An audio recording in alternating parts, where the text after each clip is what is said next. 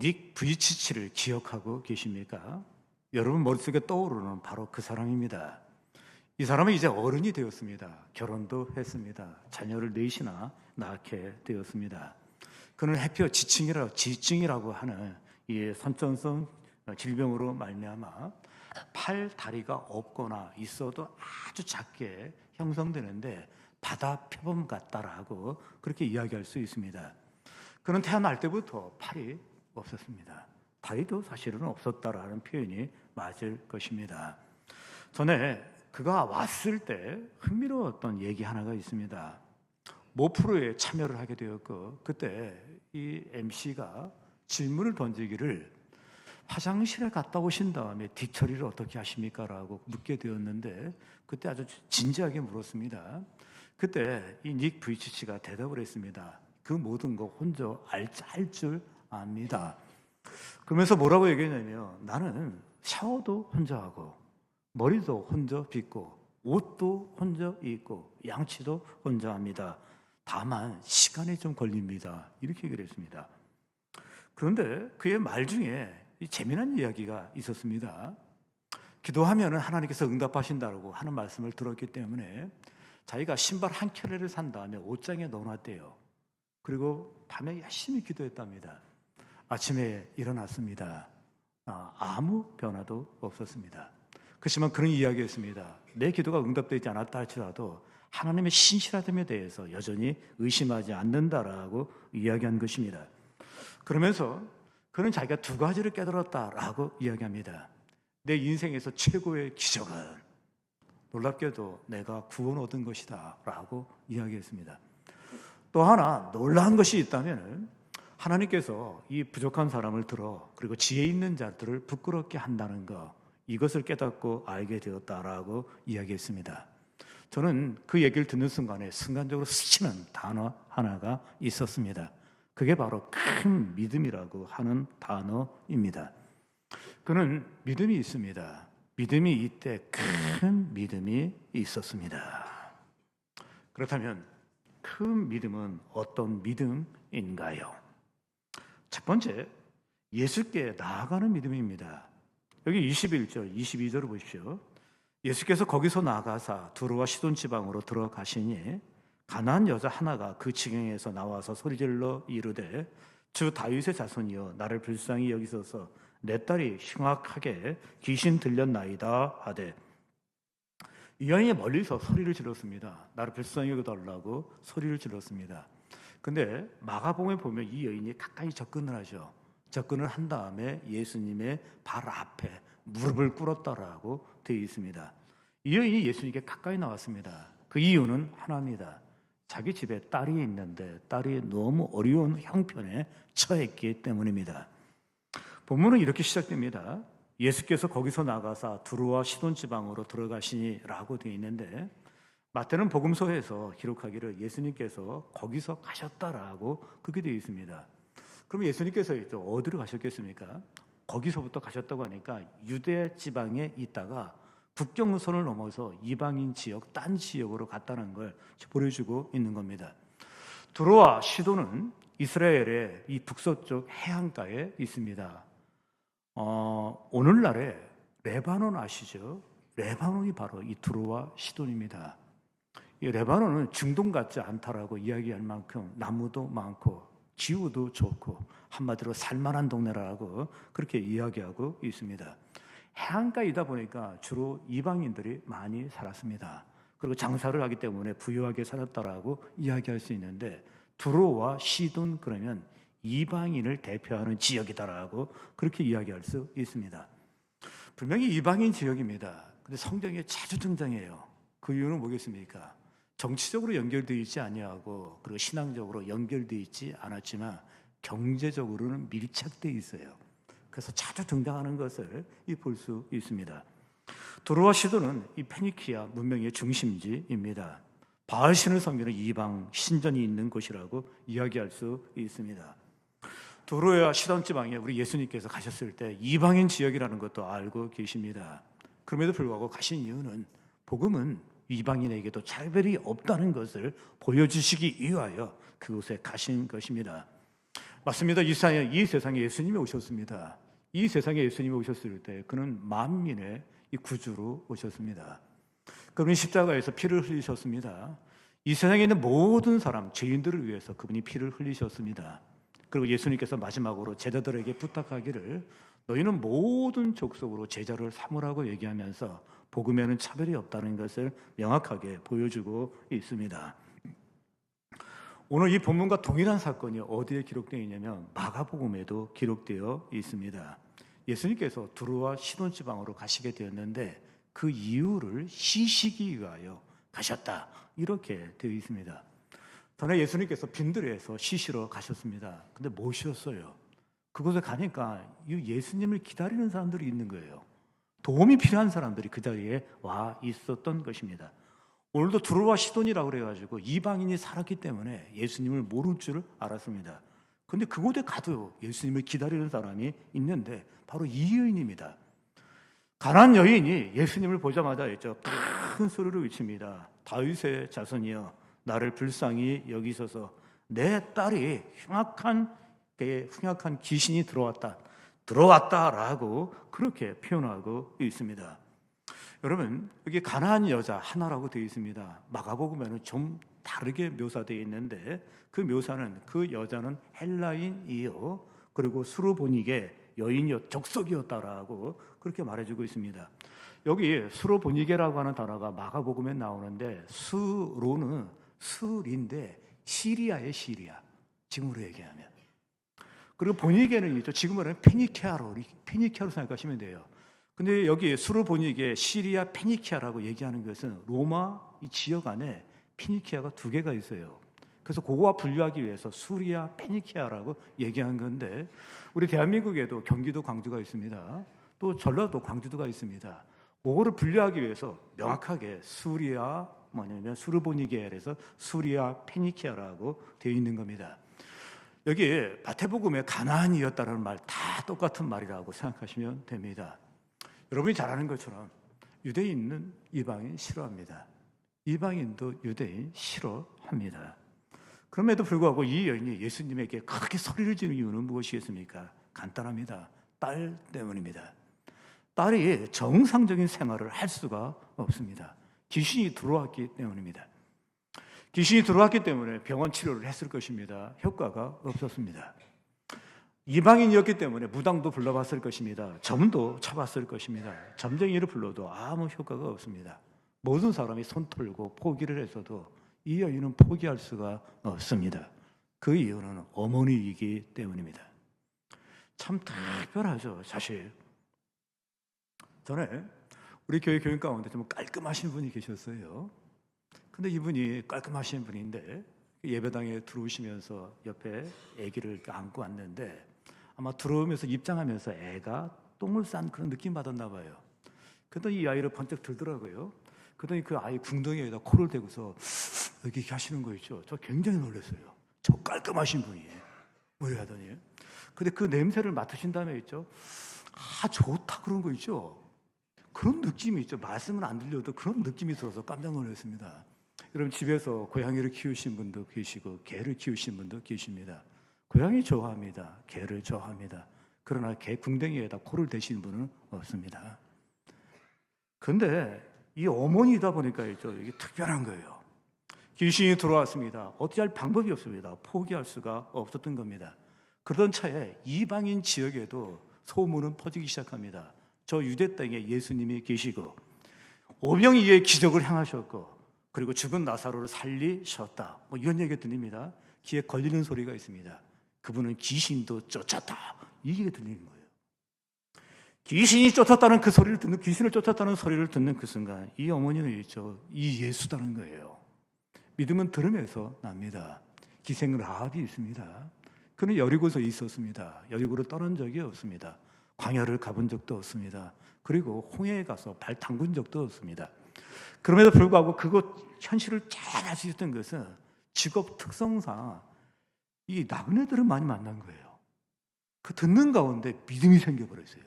믿음은 들음으로. 이 여인도 똑같습니다. 정말 이방 지역에 소문이 들어갔을 때 대부분의 소문이 소문으로 넘쳐가고 있었을 때 이 여인은 꽂혔습니다. 왜요? 그분이 귀신을 내어 쫓았기 때문입니다. 그래 예수님을 찾았고 소리를 지른 것입니다. 그때 예수님을 만난 다음에 힘들게 만났습니다. 만난 다음에 이런저런 얘기하는 가운데 그때 예수님이 이렇게 말씀하십니다. 내 믿음이 크도다. 여기서 우리는 큰 믿음이 무엇인지를 알 수 있습니다.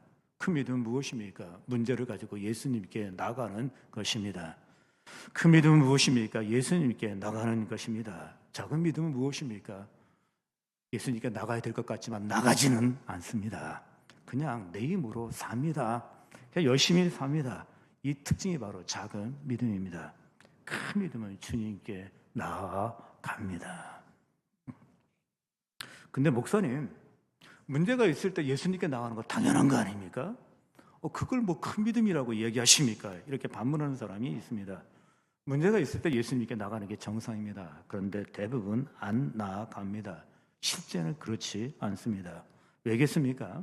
물론 먼저 인간이 교만하기 때문이라고 생각되는데 인간은 내가 이 문제를 해결하겠다라고 생각하고 또 문제를 해결해 나가고 딱히 뭐 도우심이 없어도 이렇게 저렇게 꾸려갈 수 있다는 생각을 하는 게 인간의 생각입니다.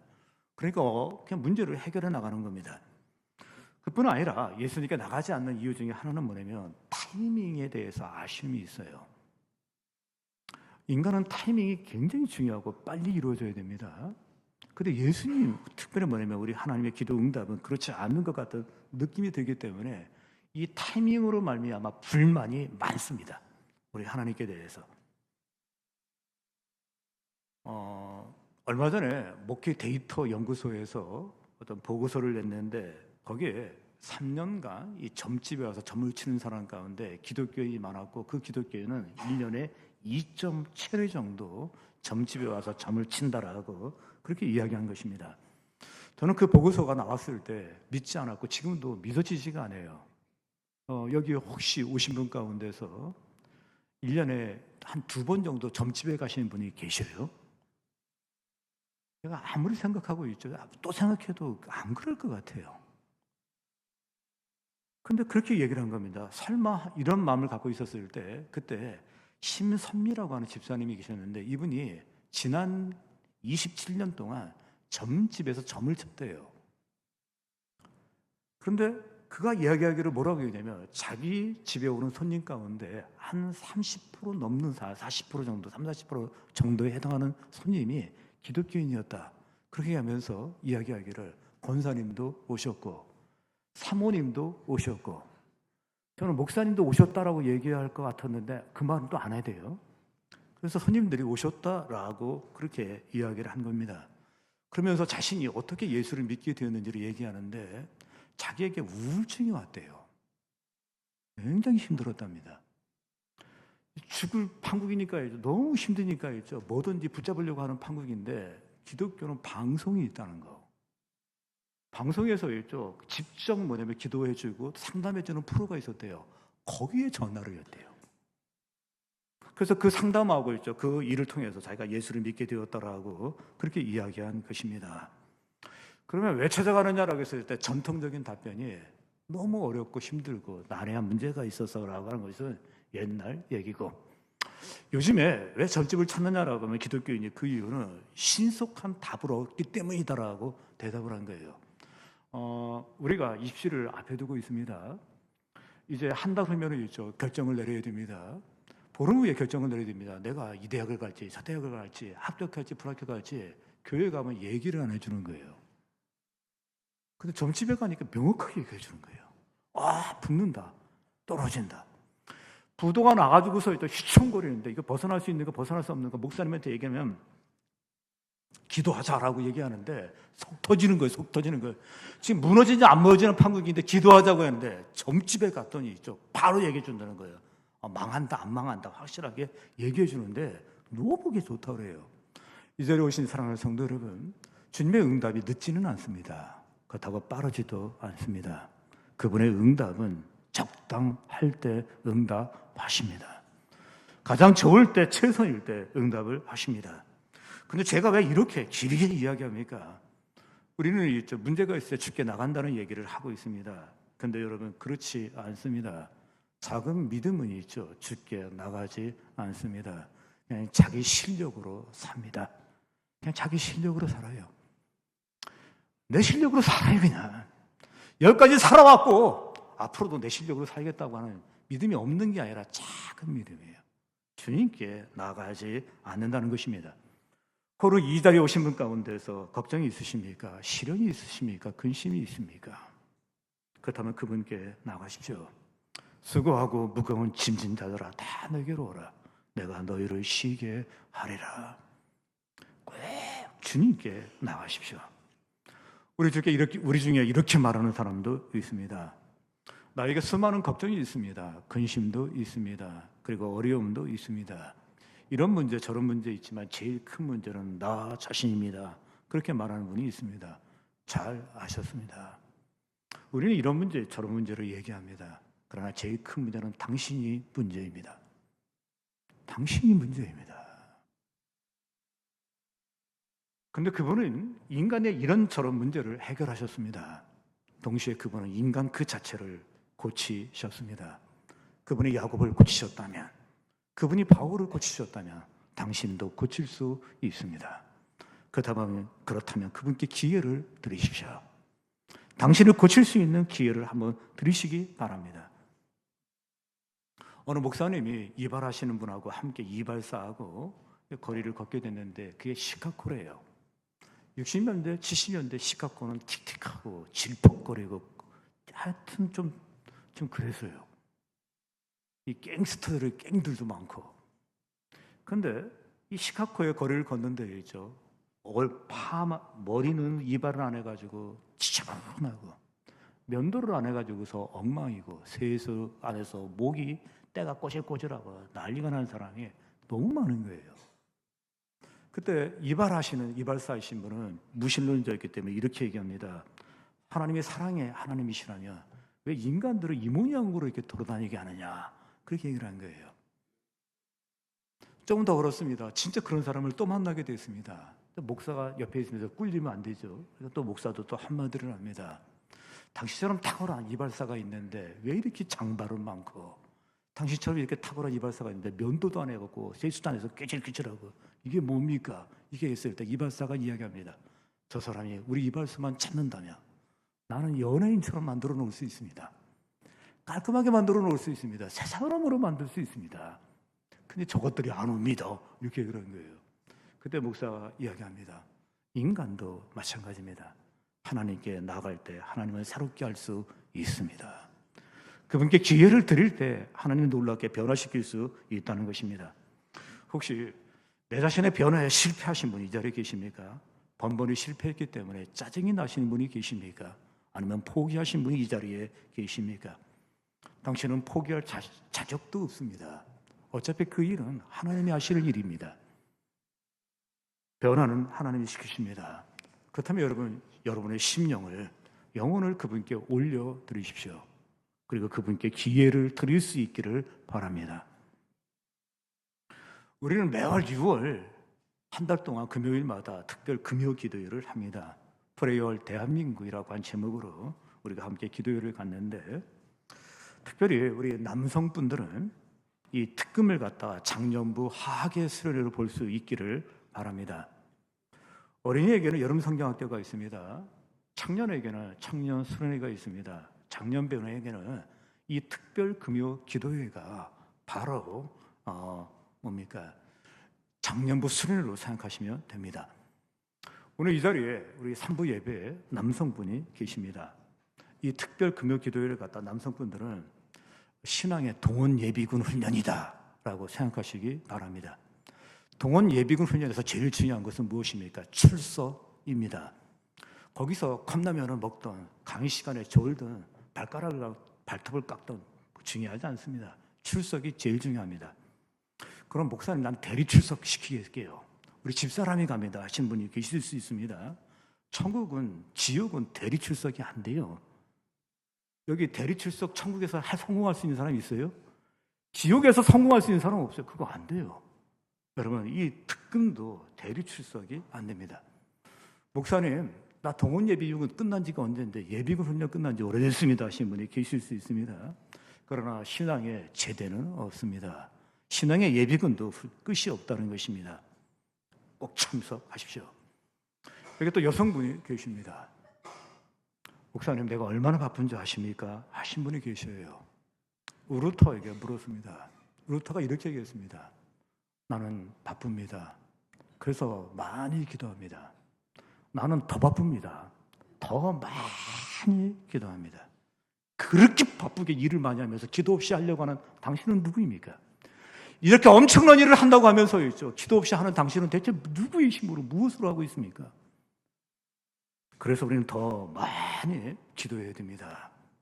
사랑하는 성도 여러분, 그분께 기회를 드리십시오. 큰 믿음은 어떤 믿음입니까? 큰 믿음은 예수님께 나아가는 믿음입니다. 두 번째, 큰 믿음은 어떤 믿음인가요? 장애물을 뛰어넘는 믿음입니다. 여기 24절을 보십시오. 예수께서 대답하여 이르시되 나는 이스라엘 집에 잃어버린 양 외에는 다른 데로 보내심을 받지 아니하였노라 하시니, 여러분 무엇이 보입니까? 예수님의 거절이 보입니다. 이 거절은 있죠. 이 여인에게는 큰 장애물이에요. 나갈 수가 없는 것입니다. 여기서 이 여인이 큰 믿음이라고 한 이유를 알 것 같습니다. 그것이 무엇입니까? 장애물을 극복하는 겁니다. 죽게 나가는데 장애물을 극복하는 사람은 큰 믿음. 장애물이 있어서 실족하거나 시험 들으면 그건 작은 믿음이에요. 믿음이 없는 건 아니에요. 그게 바로 작은 믿음입니다. 그래서 있죠. 이 작은 믿음의 특징은 왜 이렇게 섭섭한 게 많아요? 작은 믿음의 특징은 있죠. 왜 이렇게 왼수가 많아요? 작은 믿음의 특징은 무엇인지 아십니까? 늘 잘 넘어진다는 거. 장애물에 넘어지는 겁니다. 그런데 이 여인에게는 장벽이 있습니다. 민족적인 장벽이 있습니다. 가나안 여인은 유대인이 아닙니다. 이 여인은 이방인입니다. 역사적으로 유대인들은 이방인을 아주 무시했습니다. 할례가 없는 것들이라고 그렇게 얘기했는데, 어쨌든 이방인이 뭐 잘못해서 싫은 게 아니라 그냥 싫어요. 거룩하지 않다라고 생각했던 것입니다. 이 당시 예루살렘에 성전이 있습니다. 헤롯 성전입니다. 그 성전에 이방인의 뜰이 있는데 이방인의 뜰에는 이 담이 있어요. 이 담이 1.5m 정도 돼요. 그러니까 보면 보이는 거예요.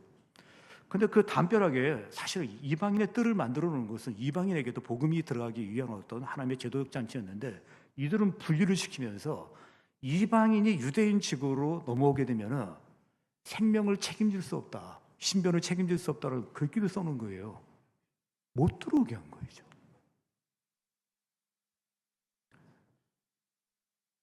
이것뿐만이 아닙니다.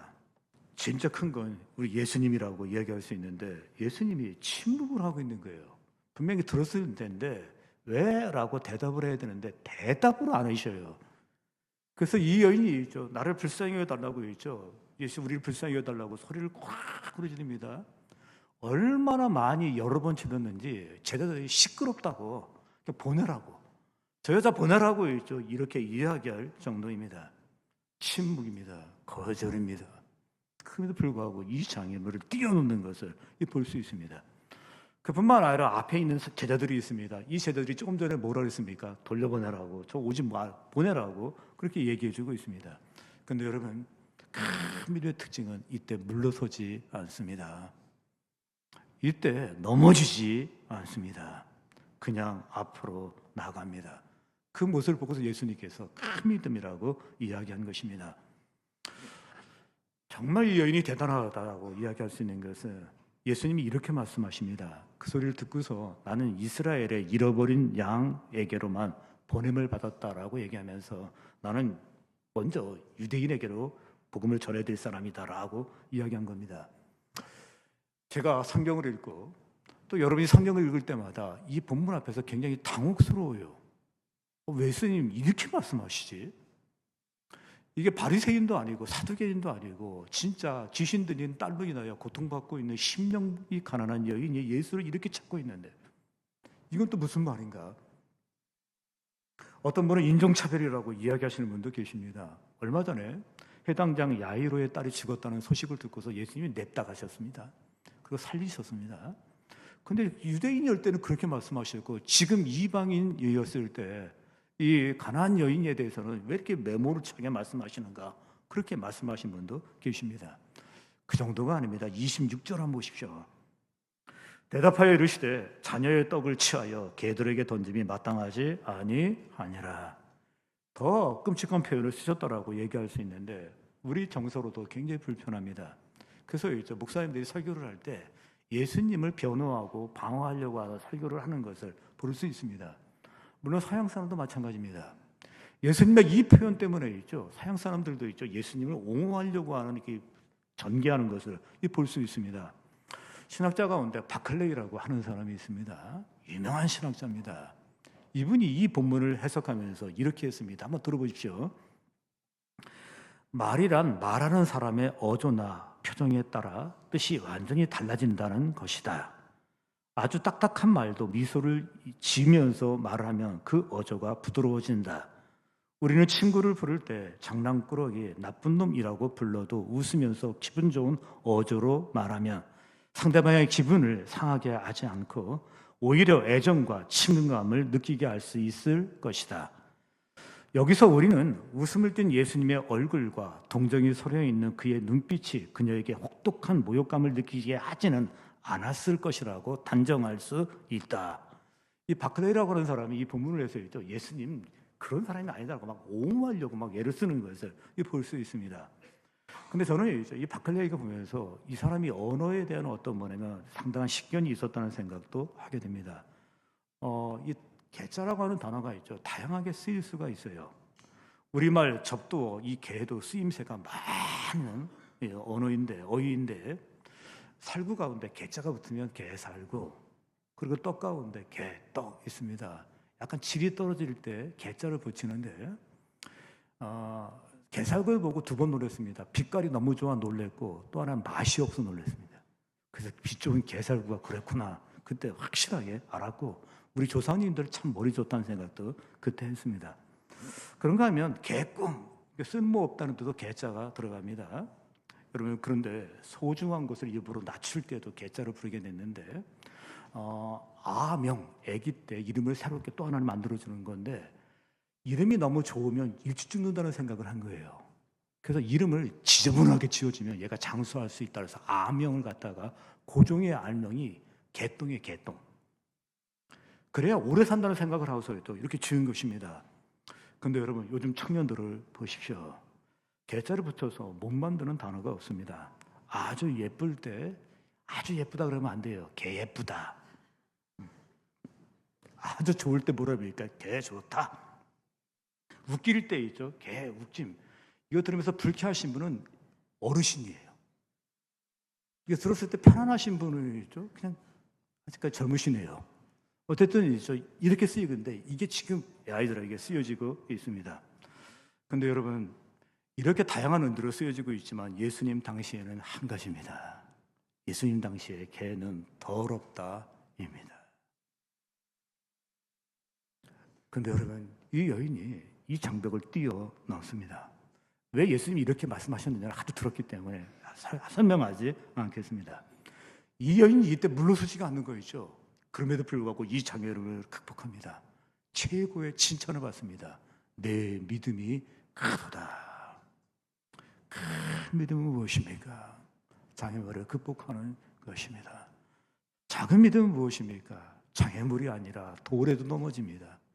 나무 뿌리에도 넘어져요. 보도블록 튀어나온 곳에 넘어지는 사람도 많습니다. 그게 다 뭡니까? 작은 믿음이라고 그렇게 이야기할 수 있습니다. 오늘 이 예배 참석하신 사랑하는 성도 여러분, 여러분이 믿음을 갖때 큰 믿음이 증명될 수 있기를 기원합니다. 장애물을 극복함을 통해서 증명하십시오. 여러분 장애물 때문에 우리의 간절함, 진짜 우리의 간절함을 점검할 수 있습니다. 장애물 때문에 나의 간절함을 포기하게 된다면 그리고 그냥 체념하게 된다면 그 간절한 거 아니에요. 진짜 간절함을 시험 안 듭니다. 포기하지 않습니다. 진짜 간절함은 장애물이 아니고 장애물로 보이지도 않아요. 진짜 간절하니까. 이 여인 보십시오. 우리 같았으면 이미 쓰러졌습니다. 넘어졌습니다. 집으로 갔습니다. 근데 안 가요. 너무 간절하니까. 어느 목사님이 아들을 키우는데 자전거를 사달라고 합니다. 당장 사내라고 합니다. 근데 이 목사님도 가만히 생각해 보니까 장난감을 줘도 한 일주일 놀고 보름 놀고 안 노는데 이게 진짜 이렇게 원하는 건지 개덩이도 있으니까 사내라고 하는데 고민을 하다가 제안이 한 달 후에 뭐 사겠다 그런 제안을 합니다. 근데 일주일이 지난 다음에 아무 말 안 해요. 2주일이 지난 다음에 있죠? 잊어버렸어요. 3주가 지난 다음에는 필요 없대요. 불과 한 달 전만 해도 있죠. 이 자전거 없으면 죽겠다고 막 난리를 치고 이거 꼭 있어야 된다고 하는데 한 달 지나면 기억도 하지 못하. 우리 간절한 거 함부로 얘기하지 마십시오. 장애물은 그게 진짜 간절했는지 안 했는지를 우리에게 확인시켜 줍니다. 바라기는 장애물을 극복하십시오. 이겨내십시오. 그래서 큰 믿음을 하고 인정받을 수 있기를 다시 한번 주의 이름으로 기원합니다. 세 번째, 큰 믿음은 어떤 믿음인가요? 주님의 자비하심을 끝까지 신뢰하는 믿음입니다. 26절, 27절을 보십시오. 대답하여 이르시되 자녀의 떡을 취하여 개들에게 던짐이 마땅하지 아니하니라. 여자가 이르되 주여 올소이다마는 개들도 제 주인의 상에서 떨어지는 부스러기를 먹나이다 하니 이 여인의 대답이 충격적입니다. 예수님께 뭐라고 얘기합니까? 다 맞다는 겁니다. 나는 이방인입니다. 우상을 섬기는 사람입니다. 어떤 의미에서 개 같은 민족입니다. 그렇게 얘기를 하는 겁니다. 당연합니다. 그렇게 얘기를 했습니다. 거기서 끝을 맺지 않습니다. 그러나 이제 내가 예수를 믿게 되었습니다. 이제 예수를 믿게 되었으니 성찬에 그 음식을 원하지 않는다 할지라도 혹시 떨어지는 것이 있다면 그거라도 받을 수 있지 않겠습니까? 그렇게 얘기를 한 거예요. 무엇이 보입니까? 큰 믿음이 보입니다. 큰 믿음은 하나님의 자비하심에 대한 신뢰를 멈추지 않습니다. 그럼에도 불구하고 그 하나님의 자비하심을 붙드는 것입니다. 개들도 제 주인의 상에서 떨어지는 부스러기를 먹나이다라고 이야기하면서 주님의 자비하심을 붙드는 걸 볼 수 있습니다. 저는 이 본문을 볼 때마다 있죠. 한 외침이 제 가슴 속을 파고 들어옵니다. 주여 나를 불쌍히 여기소서. 이 외침이 있죠. 제 심령 속을 파고 듭니다. 이 외침은 어떤 의미에서 성경에서 가장 애절한 외침이라고 얘기할 수 있고 부르짖음이라고 그렇게 이야기할 수 있습니다. 그런데 여러분 이것만 있으면 됩니다. 이것만 있으면 됩니다. 주여 나를 불쌍히 여겨 주옵소서. 이것만 있으면 됩니다. 제 목회 여정에 이것만 있으면 된다는 거 알게 됐습니다. 목사는 이것만 있으면 돼요. 주여 나를 불쌍히 여겨 주옵소서. 이것만 있으면 있죠. 목회 간단하게 합니다. 지금의 여정 가운데도 있죠. 저 30년 목회를 했습니다. 내 잔이 넘치는데 저 충분합니다. 됐습니다. 하나님 이제 넉넉하고 충분합니다. 근데 제가 있죠. 꼭 어려울 때마다 부르는 기도가 바로 이거였습니다. 주여 나를 불쌍히 여겨 주옵소서. 제가 새벽마다 창세기를 강의합니다. 근데 지난주에는 연장으로 레아라고 하는 여자가 걸려들은 것입니다. 설교를 계속 하게 되는데 이 레아를 묵상하고 설교를 준비하면서 느낌이 뭐였냐면 레아가 나하고 비슷하다 하는 생각을 했던 것입니다. 그런데 이 레아라고 하는 여인은 인물이 없어요. 못생겼어요. 여성으로서 매력이 없는 거예요. 동생 라헬이 있는데 이 여인은 반대로 너무 이뻐가지고 모든 남자들이 오면 있죠. 그냥 쳐다보고 자기 달려들고 쫓아오는 그런 상황입니다. 거기에다가 이 여인은 있죠. 눈도 나빴다라고 이야기합니다. 어느 성경에는 있죠. 총기가 없었다라고 하는데 제가 보니까 레아라고 여인에게 총기가 없는 것 같아요. 그래서 청명한 모습이 보이지가 않습니다. 부모의 눈에도 그런 생각이 들었나 봅니다. 근데 어느 날 보니까 야곱이 동생 라헬을 좋아해요. 그러면서 내가 이 여인을 위해서 7년 동안 일을 하겠다라고 얘기하니까 아 좋다. 그래서 결혼시켜주겠다는 거예요. 그래서 결혼시켜줍니다. 근데 결혼을 시켜줄 때 있죠. 첫날 밤에 결혼식을 하고 첫날 밤에 있죠. 라헬을 보낸 게 아니라 레아를 이렇게 보낸 거예요. 근데 야곱이 몰랐어요. 모를 수 있습니다. 왜 그러냐면 결혼식이 밤이 이루어진다는 거. 두 번째는 결혼식 때 신랑이 먹은 술을 먹는다는 거, 포도주를 먹는다는 거. 또 하나가 있습니다. 그게 뭐냐면 신부가 이렇게 너울 같은 거 쓰지 않습니까? 그러니까 모른다라고 얘기할 수 있습니다. 아침에 일어나가지고 서 있죠. 어떻게 외삼촌이 나한테 이럴 수 있냐면서 막 소리를 고래고래 지르는데, 나한테 왜 사기쳤냐고 고래고래 소리 지르는데 그 소리를 레아가 들었을 것 같아요. 여러분 얼마나 비참했겠습니까? 전에 마트에 가면은 1+1이 있어요. 잘 나가는 과자가 있으면은 거기에다가 안 나가는 과자를 집어넣어 붙여가지고 테이프로 뚫뚫 말아가지고 내가 파는 것처럼 지금 꼭 그런 식이 됐다라고 그렇게 이야기할 수 있습니다. 정말 서러웠습니다. 전납함을 치른 다음에 있죠. 성령의 감동으로 말미암아 야곱이 레아를 사랑하더라. 그러면 얼마나 좋았겠습니까? 전혀 그런 일이 일어나지 않았습니다. 이 여인은 그 다음부터 어떻게 했습니까? 사랑받지 못합니다. 늘 이렇게 기도했을 것 같아요. 주여 나를 불쌍히 여겨 주옵소서. 제가 새벽에 이렇게 레아를 보면서 있죠. 이 여인이 꼭 나갔네 라고 생각한 이유가 있습니다. 저는 학교 다니면서 1등을 한 번도 못 해봤습니다. 제가 이렇게 했을 때 나도 그런데요. 그런데 우리 처지가 비슷해서 그래요. 하기는 1등한 사람 많지는 않아요. 근데 1등을 한 번도 못 했다는 거야. 제가 새마을 반장이 된 다음에 제일 기뻐하신 분이 저희 어머니였는데 6학년 때 새마을 반장이 됐습니다. 그때 저희 어머니가 너무 기뻐하시는 거예요. 다른 어머니들은 공부하는데 방해가 되니까 하지 말아라 그랬는데 어머니 너무너무 좋아하신 게 그게 어디냐고. 그게 어디냐고 하면서 너무너무 좋아하신 거 좀 잊혀지지가 않는 것이죠. 더 큰 문제가 있었습니다. 이제 저도 나이가 들었습니다. 이제 나이가 30이 넘었는데 결혼을 해야 되는데 절 좋아하는 여자가 아무도 없는 거죠. 책 많이 읽었습니다. 그래서 제가 깨달은 게 하나 있어요. 뭐냐면 기도를 아무리 많이 해도 연애하는 실력이 늘지는 않아요. 그게 타고나나 봐요. 안 되는 거죠. 제가 신방 가면이 있죠. 꼭 묻는 거 있죠. 결혼 어떻게 하셨습니까? 직매로 하셨다라면 예, 끝나고요. 그 다음에 연애로 하셨다라면 제가 존경의 눈으로 보는 거 있죠. 와, 어떻게 연애를 다 하셨냐고. 그게 얼마나 대단한 거냐. 연애를 잘하신 분이요 비즈니스 잘해요. 원리가 비슷해요. 연애를 잘하신 분이 있죠. 목회도 잘해요. 원리가 똑같아요. 근데 이게 안 되는 사람은 다 안 돼요. 그렇죠? 이게 쉽지 않다고 얘기를 합니다.